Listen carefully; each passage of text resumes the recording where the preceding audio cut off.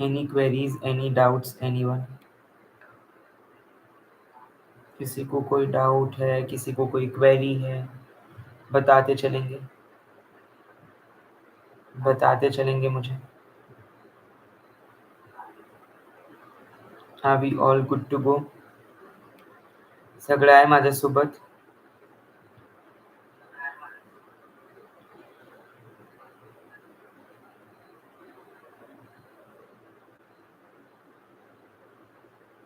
क्या सभी लोग जुड़ चुके हैं? क्या सभी लोग जुड़ चुके हैं? Is everybody there with me back again? सभी में एनर्जी हाई है, जोश हाई है? यस और नो? एक बार जल्दी से एक यस और नो बताते चलेंगे mind.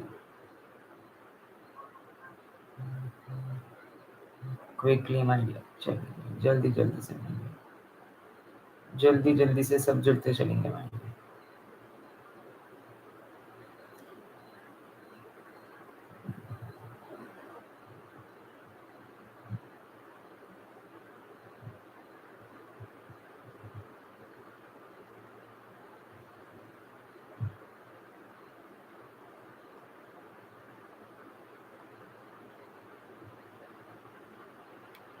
Hello hello everybody, hello, welcome, आप सभी का वेलकम, स्वागत है आप सभी का, आप सभी का स्वागत है my dear. Are we all back, good to go? So आज के इस सेक्शन में हम पढ़ेंगे थोड़ा सा इंडियन कॉन्स्टिट्यूशन के बारे में, food and drug administrative act and right to information. अब ये जो ऐसे एक्ट्स है दैट हम फार्मा में नहीं पढ़ते, हम ये यूजुअली नॉन फार्मा में पढ़ते हैं। तो ये एक्ट्स में क्या फॉर्म की फीस है, क्या क्या इम्पोर्टेंट पॉइंट्स हैं, क्या क्या इम्पोर्टेंट फंडामेंटल राइट्स हैं, right to equality, right to freedom, है ना, फ्रीडम ऑफ स्पीच, जितने भी आपके फंडामेंटल राइट्स हैं, ये सारे हम आज के इस लेक्चर में कवर करेंगे। तो आरटीआई एक्ट 2005 में आया था, ठीक है। राइट टू इंफॉर्मेशन, जागो ग्राहक जागो, ऐसी सारी चीज़ें आपको पता होगी, है ना। सो अमेंडमेंट्स एंड क्रिटिसिज्म, 2019 में इसका अमेंडमेंट हुआ था। क्रिटिसिज्म ये था कि रिस्पांस काफ़ी डिले आ रहा है, लोगों में इसकी जागरूकता नहीं है, ये दोनों इसके क्रिटिसिज्म पॉइंट्स थे। तो 2019 में अमेंडमेंट आया था प्रॉपर वाला। तो इंडियन कॉन्स्टिट्यूशन के बारे में अगर मैं बात करूं, तो it was enforced, adopted on 26 November 1949 and enforced on Republic Day 26 जनवरी 1950। इसमें 448 आर्टिकल्स, 12 शेड्यूल्स और 25 पार्ट्स है। सीधा क्वेश्चन यहाँ से ही आता है, there are questions directly from this part कि कितने आर्टिकल्स है, कितने शेड्यूल्स है, कितने पार्ट्स हैं, कितने आर्टिकल्स है, कितने शेड्यूल्स है, कितने पार्ट्स हैं। तो इंडियन कॉन्स्टिट्यूशन में free right to free equality, right to freedom, right against exploitation, right to practice religion, right for constitutional remedies, right for cultural and educational, ये सारे आपके फंडामेंटल राइट्स हैं। These are all your fundamental rights. These are all your fundamental rights. Amendments, first amendment हुआ था 1950 के बाद 1951 में, ठीक है, 1951 में। देन 44th अमेंडमेंट हुआ था 1978 में, जिसमें मिसयूज ऑफ इमरजेंसी को कम करा गया था। अब ये पता है ऐसी चीज़ है ना कि आप कितने भी पढ़ लो कॉन्स्टिट्यूशन, वो कम ही है। कोई मुझे ये बता सकता है कि आरटीआई का जो फॉर्म आता है वो कितने का आता है? आरटीआई का जो फॉर्म आता है वो कितने का आता है, किसी को पता है? आरटीआई का फॉर्म ₹25, बस 25 रुपए का फॉर्म आता है। फर्स्ट अपील जो है वो सीनियर ऑफिसर से होती है विद इन द डिपार्टमेंट।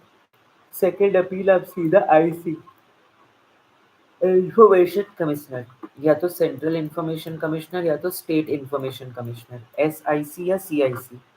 सो पहली जो आपकी आरटीआई में वो होती है, वो होती है पब्लिक इंफॉर्मेशन ऑफिसर। इसकी जिम्मेवारी होती है कि आपने जो उनको, अब ये नहीं है कि राइट टू इन्फॉर्मेशन मतलब जितनी इन्फॉर्मेशन है सब मिल जाए। जो इन्फॉर्मेशन नेशनल सिक्योरिटी मतलब इंडिया की सिक्योरिटी के हैं, कुछ प्राइवेट कॉन्फिडेंशियल बिल्स है जो अभी पास नहीं हुए, वो आपको नहीं मिल सकते, you can not access them. ठीक है, बट इसमें फर्स्ट अपील में senior officer within the department, second appeal में सेंट्रल और स्टेट इंफॉर्मेशन कमिश्नर। पेनाल्टी, अगर डिले किया इन्होंने तो 250 रुपीज़ की पेनाल्टी पर डे। अब right to access notes, documents and records, आपको इन सभी का एक्सेस मिल सकता है। इन सभी की सर्टिफाइड कॉपीज मिल सकती हैं A3 या A4 साइज पे। इलेक्ट्रॉनिक फॉर्म में भी आपको मिल सकता है, सीडीज यानी ड्राइव्स, फ्लॉपी डिस्क्स या print outs. Time bound response होता है with in 30 days public information officer आपको डिसीजन दे देगा। पब्लिक इंफॉर्मेशन ऑफिसर जो होता है वो आपको डिसीजन दे देता है विद इन 30 डेज कि भाई आपने आगे ये मिलेगा आपको इन्फॉर्मेशन या नहीं। और अगर उसने मना किया तो आप फर्स्ट अपील सीनियर ऑफिसर से करोगे उसी डिपार्टमेंट में। वहाँ भी मना करा तो आप सेकेंड अपील सीआईसी या एसआईसी में करोगे, यानी सेंट्रल इंफॉर्मेशन कमिश्नर और स्टेट इंफॉर्मेशन कमिश्नर। ठीक है, सेंट्रल इंफॉर्मेशन कमिश्नर और स्टेट इंफॉर्मेशन कमिश्नर। ये सारी चीज़ें आपने ध्यान रख के चलनी है माय डियर, क्योंकि आरटीआई एक्ट से बहुत बारी प्रश्न पूछते हैं, बहुत बारी प्रश्न आरटीआई एक्ट से आता है। ठीक है, तो वो आपको अच्छे से मालूम होना चाहिए, you must know it well.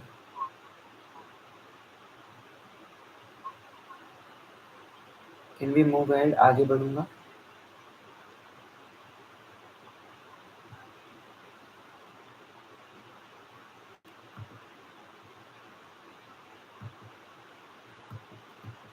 Indian constitution के बारे में क्लियर है। FDA act, food and drug administration act, drug and cosmetic act से काफ़ी मिलता जुलता है। ठीक है, रेगुलेटरी बॉडीज पहले तो पता होनी चाहिए कि DCGI, drug controller general of India. कौन है DCGI of India? Rajiv Raghuvanshi है। कौन है डीसीजीआई ऑफ इंडिया, ये बताइए। राजीव रघुवंशी कौन है? अतुल गोयल कौन है? डॉक्टर अतुल गोयल कौन है? अतुल गोयल कौन है? राजीव रघुवंशी कौन है? बता सकते हैं? कोई मिनिस्टर है या डीसीजीआई है इनमें से कोई? बताओ, माहित आहे का कोणाला? सगळ्यांना first of all happy Ganesh Chaturthi, Shri Ganesha. Yes, सुखहर्ता दुखहर्ता, मूषक सवारी। यस, जय देव जय मंगल मूर्ति। यस, क्या सभी के घर पे सिंदूर लाल चढ़ायो अच्छा गजमुख को? क्या ये सारी आरती आप सभी के घर पे हो रही है? मोरिया रे बाप्पा मोरिया रे।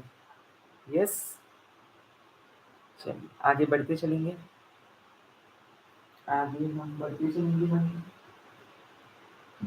सो पहली बात तो आपको ये पता होना चाहिए ड्रग क्या होता है। A drug is any substance that is used to treat, prevent, cure, mitigate, diagnose. Drug ऐसा सब्सटेंस होता है जो आपको ट्रीट भी करता है, प्रिवेंट भी कराता है यानी प्रोफाइलैक्टिव, क्योर, मिटिगेट, मिटिगेट मतलब रिड्यूस। कॉस्मेटिक ऐसा होता है जो ब्यूटिफाइंग पर्पस के लिए होता है, और कॉस्मेस्यूटिकल ऐसा होता है जो कि कॉस्मेटिक है विद अ थेराप्यूटिक एक्टिविटी। जैसे deodorant is a cosmetic but antiperspirant is a cosmeceutical. Alright,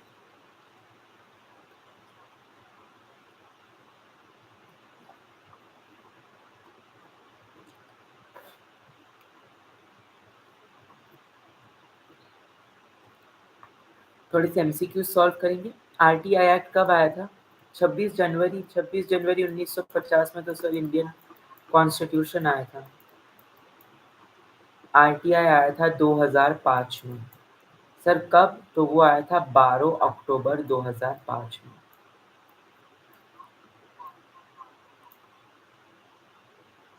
time limit for providing information under RTI, so with in 30 days आपको इन्फॉर्मेशन आनी चाहिए।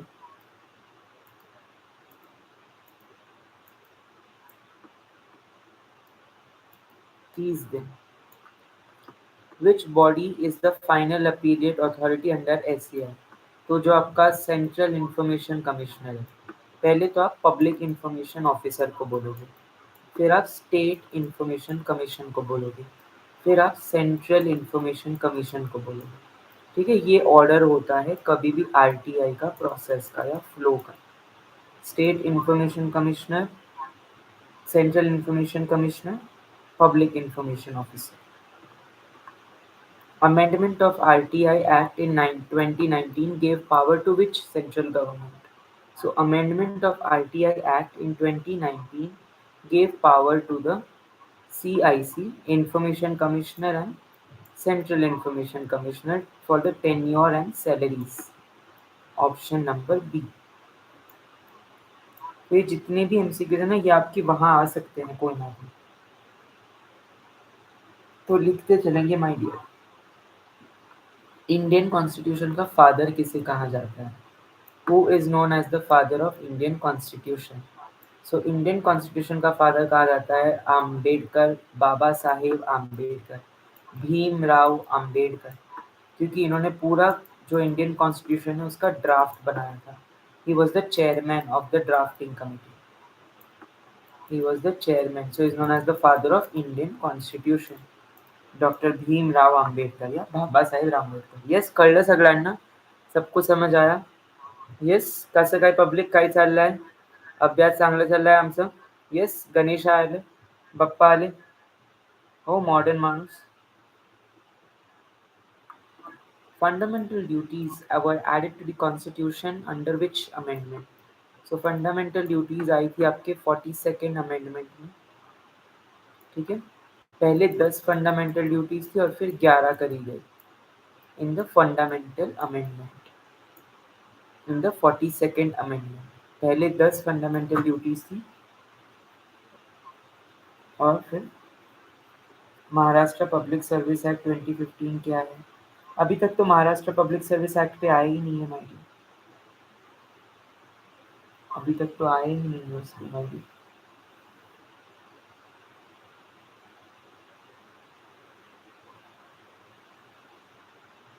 अभी तक तो हम उस पर आए ही नहीं है भाई।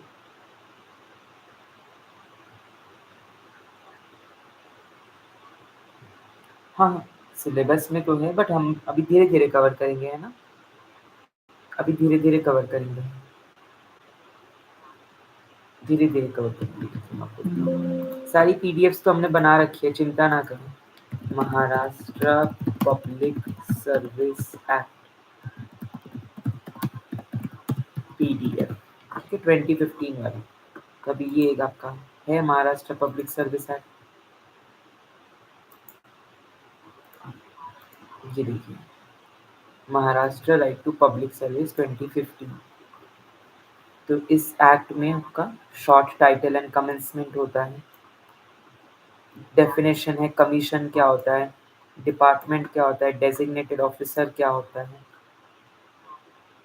पब्लिक सर्विस डेजिग्नेटेड ऑफिसर्स क्या होते हैं, information with in stipulated time देनी है,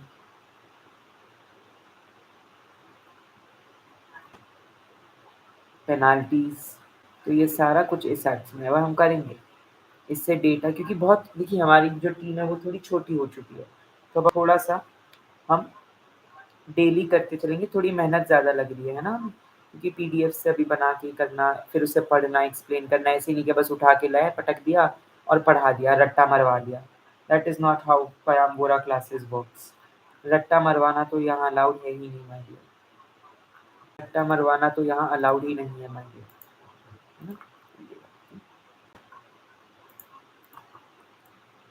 आपले सरकार,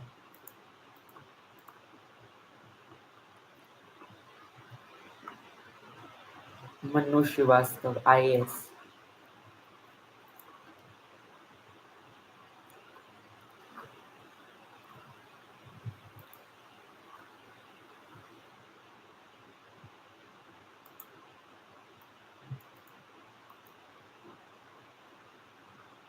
ये देखिए, ये मराठी में लिखा है पूरा। जो हमने वहाँ पे commission, designated officer, appeal, committee वो पढ़ा है, ये यहाँ पे इंग्लिश में है नीचे। कमीशन क्या होता है? Competent authority, first appellate authority, FAA बोलते हैं इसको, फर्स्ट एफिलिएट अथॉरिटी, उसको एफएए बोलते हैं।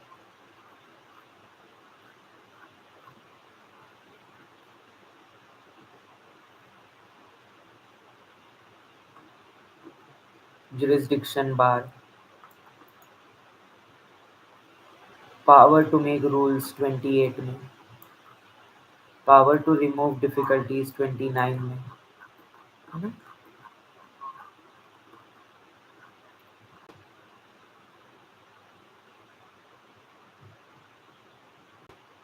66th year of Republic India, 66th year of Republic India में इसे बनाया गया है as per the state legislature. Section 2 में डेफिनेशन दी जाती है।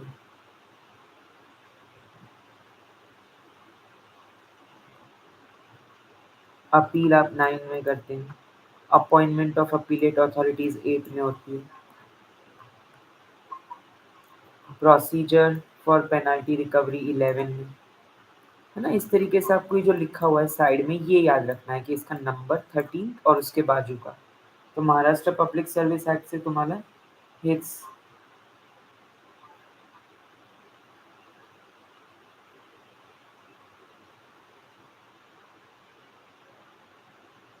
ऑलरेडी कर दिया है हमने।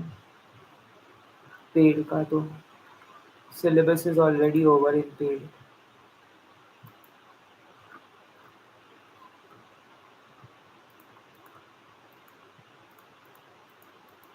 ठीक है, तो ये महाराष्ट्र पब्लिक सर्विस एक्ट के बारे में था।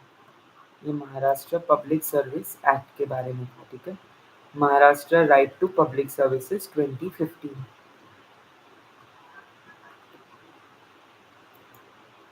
क्लियर है सबको? क्लियर है सबको? Is everybody clear till here? Yes, सबको समझा? कैसी चल रही है हम सबकी डीएमईआई की प्रेपरेशन? आता जस्ट 1 महिना उरलेला आहे, नॉट इवन 1 महिना, फक्त 20 दिवस. येस, पटकन सांगा मला काहीतरी लवकर.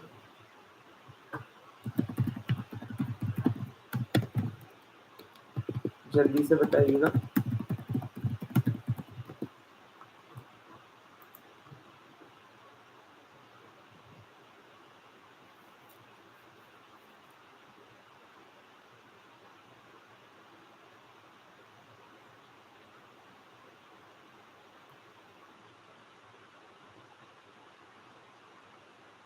अच्छा, एक होता है महाराष्ट्र पब्लिक सर्विस कमीशन। वो क्या होता है? जो गवर्नमेंट जॉब्स का रिक्रूटमेंट कराती है, वो एमपीएससी होता है, महाराष्ट्र पब्लिक सर्विस कमीशन। एक होता है महाराष्ट्र पब्लिक सर्विस एक्ट, जो कि टाइमली डिलीवर कराती है पब्लिक सर्विस को, तो उसमें अपील्स, पेनाल्टीज, डिजिटल ट्रैकिंग ये सब इन्वॉल्व होता है। ठीक है, क्योंकि आपको पता होना चाहिए।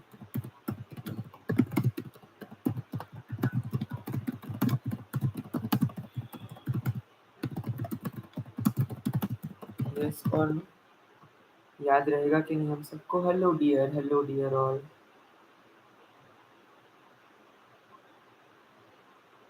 चलिए आगे बढ़ेंगे माय डियर, आगे बढ़ेंगे my dear. Can I move है?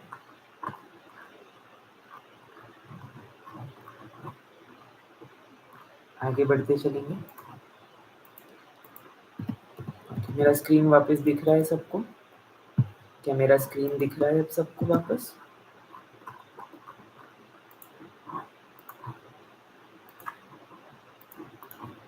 महाराष्ट्र पब्लिक सर्विस एक्ट की हम बात कर रहे थे, तो definitely Maharashtra public service act में आपको सबसे पहले तो ये पता होना चाहिए कि जो सेक्शन 1 है उसमें ऑब्जेक्टिव और स्कोप दिया है। सेकंड में नोटिफिकेशन, अपीलेट अथॉरिटीज कौन है, डेजिग्नेटेड ऑफिसर कौन है। थर्ड में आपके टाइम लिमिट्स दिए है, जो सेक्शन 3 एंड 4 है, टाइम लिमिट्स।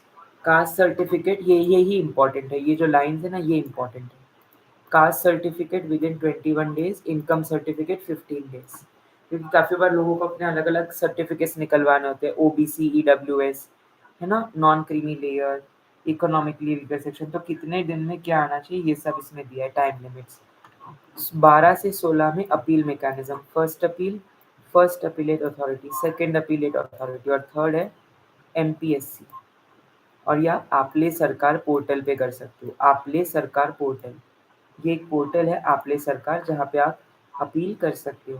सो first appellate authority, second appellate authority और देन सीधा MPSC। तो Maharashtra right to public services एक अलग एक्ट है, महाराष्ट्र पब्लिक सर्विस कमीशन एक अलग चीज़ है। ठीक है, लोग MPSC और इसलिए कंफ्यूज हो जाते हैं। सेक्शन 18 से 20 में पेनाल्टीज है, 18 से 20 में पेनाल्टीज है, 21 से 30 में कमीशन है, 6 कमीशन है। ठीक है, क्लियर है। सो ये कुछ इंपॉर्टेंट पॉइंट्स थे महाराष्ट्र पब्लिक सर्विस एक्ट के, महाराष्ट्र पब्लिक सर्विस एक्ट्स के।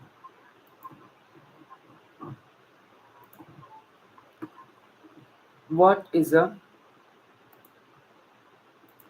article of constitution that empowers president to proclaim national emergency? तो ये आर्टिकल 352 है। 352 is a provides a national emergency on wars, external aggression or rebellion. 352, which borrowed feature of Indian constitution came from Ireland.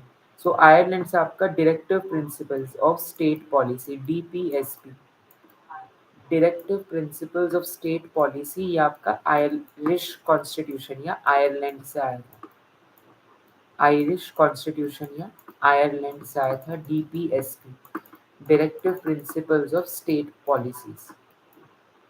ठीक है, ये Ireland, Ireland में एक बहुत खूबसूरत जगह है Dublin.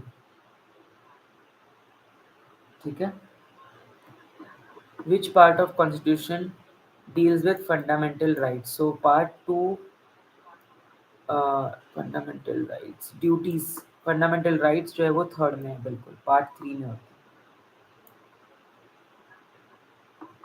Drug and cosmetic which deals with prescription only medications, तो X is narcotics, M is good manufacturing practices, G is medical supervision and H is prescription. So the right answer is H. Which authority regulates approval of new drugs? So obviously CDSCO, Central Drug Standard Control Organization under DCGI, FDA, IME, Ayush थोड़ी करेगा ये सब। Which schedule prescribes the GMP? So DMP is prescribed in the schedule M. Y is for clinical trials, H is for prescription, X is for narcotic and psychotropic, जिसके ऊपर एक act भी आया था 1985 में। Drug and cosmetic act came in 1940, rule came in 1945, 55 में medical and toilet preparation act था। Spurious drug किसे कहते हैं? तो स्प्यूरियस ड्रग वो होता है जिसका ब्रांड मिमिकिंग फॉल्स होता है, लेबल जो है वो जेन्युइन नहीं होता, इमिटेट किया जाता है। Which article is known as the heart and soul? ये तो बहुत इंपॉर्टेंट है MCQ। ऐसा कौन सा आर्टिकल है जिसे हार्ट एंड सोल कहा जाता है कॉन्स्टिट्यूशन का? सो वो है आर्टिकल नंबर 32, जिसमें कि आपका कॉन्स्टिट्यूशनल रेमिडीज है, कॉन्स्टिट्यूशनल रेमिडीज है, कॉन्स्टिट्यूशनल रेमिडीज है। इस आर्टिकल में आपका हार्ट एंड सोल बचता है, हार्ट एंड सोल बचता है my dear.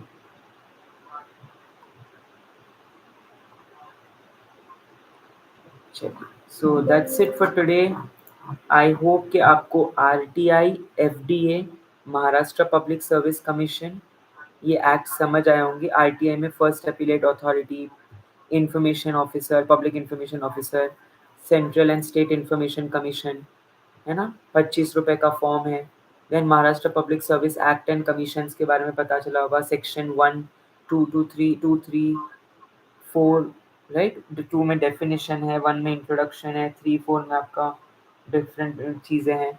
Then DPSP, directive principles of service policies, जो आयरलैंड से हमें आया था। Heart and soul of constitution article 32 होते हैं। The different fundamentals, right like right to education, right against exploitation, right to practise religion, freedom of speech, है ना, ये सारे अलग अलग फ्रीडम्स हैं। महाराष्ट्र पब्लिक सर्विस एक्ट से आपको पेनाल्टीज, मैंने कास्ट सर्टिफिकेट कितने में आता है, कितने दिन में, और इनकम सर्टिफिकेट कितने दिन में आता है, 21 दिन और 15 दिन। ये सारी चीज़ें थोड़ी इंपॉर्टेंट है जो मैंने निचोड़ के लाई है, जो मैंने यहाँ वहाँ से पूरा निचोड़ दिया है। सो मुझे उम्मीद है कि तुम सभी लोग डीएम या की तगड़ी तयारी करोगे अगले 1 मंथ में। पुढचा 1 महिना खूपच क्रिटिकल आहे. ओके, मग चांगला अभ्यास करा सगळ्यांनी. Okay, all the best to all of you. Okay, चांगलं झोप घ्या, अच्छे से सोइए, खाइए, ठीक है, अपना ख्याल रखिए, and happy Ganesh Chaturthi to all of you. Ganpati Bappa Morya. Yes, Shri गणेशाय मोरया रे बप्पा मोरया. सिंदूर लाल चढ़ायो अच्छा गजमुख को. यस, डन डनाडन डन, डन डनाडन डन. So thank you so much for joining. Maybe कल हम 9:30 इसी के टाइम पे रहेंगे, तो एक्टिव रहिएगा. 9:30 to 10 इस बीच में ही मैं आपकी क्लासे लिया करूँगा. ठीक है, so wishing you good luck. Bye bye.